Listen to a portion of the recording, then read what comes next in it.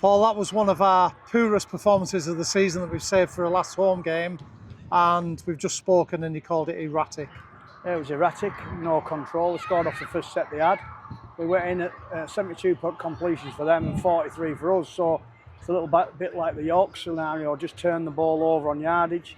I asked them in the first half with the wind behind, because we opted to play with the wind behind, that we would kick early rather than make mistakes in our own 20 and 30, and we didn't do that. And we just invited them on and on and on, and starved our own selves of possession.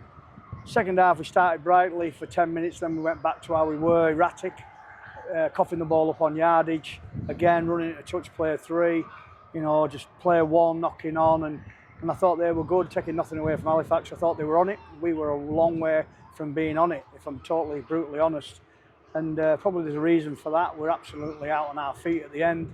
We lost Aaron Smith in the first 15 minutes, which put pressure on Doolan, but there's no excuse for not being, you know, being enthusiastic and putting pressure on the kicker. You know, Hansen had a free roll to play through that middle. We didn't put any pressure on him whatsoever. They put kicks into the corner that were contested by 2 of our players and ended up in the opponent's hands. So I'm bitterly disappointed. For a fantastic season we've had, you know, to finish off like that is a real disappointment for me. You know, we probably put the cue on the rack, but there was a reason for that. You know, we're absolutely out on our feet. No bench towards the end. Brett Carter concussed, Finn McMillan hurt himself as well. So see what we can do to put a side out next week. But all credit to Halifax to come with a purpose to try and get in that top 6. And we didn't fight hard enough. We didn't help each other enough. And I just thought we weren't good enough across the board. And, you know, I'll take it on the chin. I'm the coach.